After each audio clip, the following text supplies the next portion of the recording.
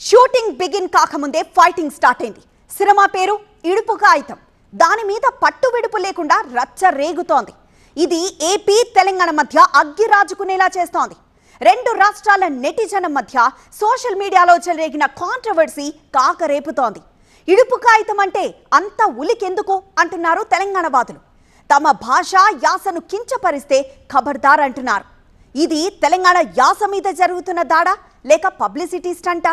ఇడుపు కాగితం సినిమా విడుదల కాలేదు, షూటింగ్ కూడా ప్రారంభం కాలేదు.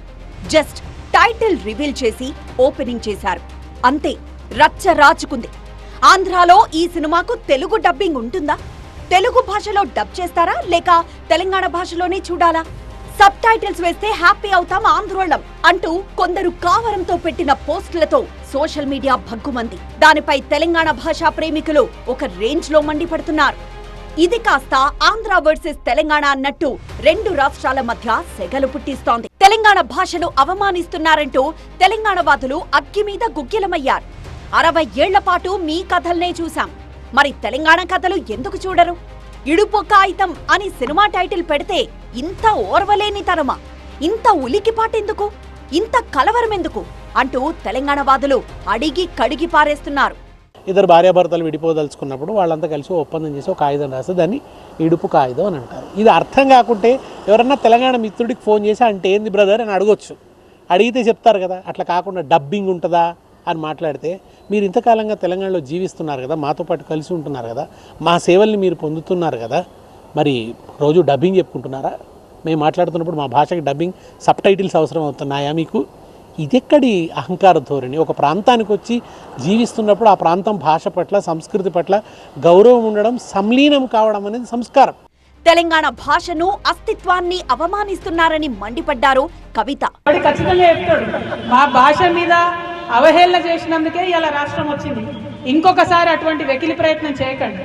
ఒకరి భాషను ఒకరం గౌరవించుకుందాం, ఒకరి సంస్కృతిని ఒకరు గౌరవించుకుందాం, అందరం కలిసి ఉందాం. కానీ ఇటువంటి ప్రయత్నాలు చేసి మళ్ళీ ఒకసారి తెలంగాణని అవమానపరుస్తాం, మా భాషని కించపరుస్తాం అంటే మాత్రం చూస్తూ ఊరుకునేది ఉండదు.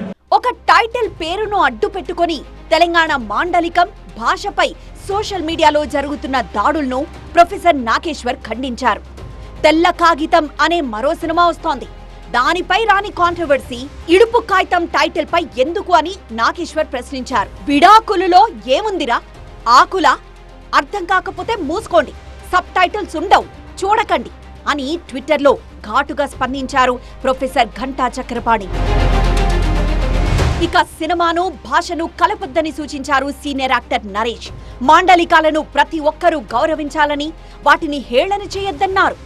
కరుప్పు, కాంతార లాంటి అర్థం కాని టైటిల్స్ చూసినప్పుడు తెలంగాణ భాషలో ఉన్న ఇడుపు కాగితంతో వచ్చిన సమస్య ఏంటి అన్నారాయన.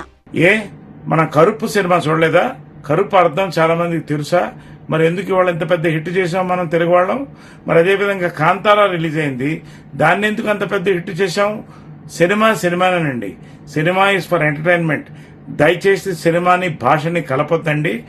దీన్ని బాధ్యత తీసుకోవాల్సింది మీడియా, ప్రభుత్వం కంటే ముందు తెలుగు భాష సంఘం అండి. ఇక కథను బట్టే టైటిల్ ఉంటుందని, దాన్ని మార్చే ప్రసక్తే లేదని స్పష్టం చేశారు నిర్మాత బన్నీవాస్. చాలాసార్లు ప్రూవ్ అయింది కూడా, ఇది కథ బాగుంటే దానికి బౌండరీస్ ఎప్పుడు ఉండవు. ఇది ఎంత మంచి కథ అంటే, ఈ కథ తెలుగు లాంగ్వేజ్ లో సబ్ టైటిల్స్ వేసి ఇచ్చినా కూడా బీహార్లో కూడా ఆడుతుంది ఈ కథ. ప్రియదర్శి, నాగదుర్గ జంటగా Bunny Vas works, Sukumar writings banners మీద వంశీరెడ్డి దర్శకుడిగా ఇడుపు కాగితం సినిమా తీస్తున్నారు.